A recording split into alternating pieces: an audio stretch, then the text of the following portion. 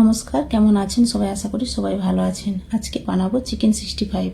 প্রথমে এটি বানানোর জন্য চিকেন কিমা নিয়ে পিসগুলি ছোট ছোট করে কেটে পরিষ্কার করে ধুয়ে জল ঝরিয়ে একটি পাত্রে নিয়ে প্রথমে লেবুর রস, 3 চামচ টক দই, গোলমরিচের গুঁড়ো, 2 চামচ কাশ্মীরি রেড চিলি পাউডার, কুচানো কারি পাতা, স্বাদ অনুযায়ী নুন, কাঁচা লঙ্কা, আদা রসুনের পেস্ট দিয়ে ম্যারিনেট করে 10 মিনিট রেখে দিতে হবে। 10 মিনিট পর 2 চামচ ময়দা, 2 চামচ বেসন, 2 চামচ চালের গুঁড়ো, কুসুম ছেড়ে সাদা ডিমের অংশ আর অল্প চিকেন কাবাব মশলা দিয়ে আবারও ভালো করে ম্যারিনেট করে 15 মিনিট রাখতে হবে।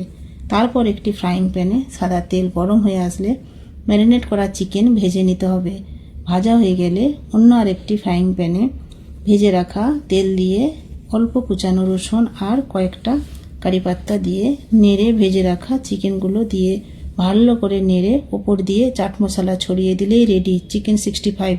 আমার ভিডিওটি যদি ভালো লেগে থাকে লাইক, কমেন্ট, শেয়ার করতে ভুলবেন না। অবশ্যই ফলো দিয়ে পাশে থাকবেন। ধন্যবাদ।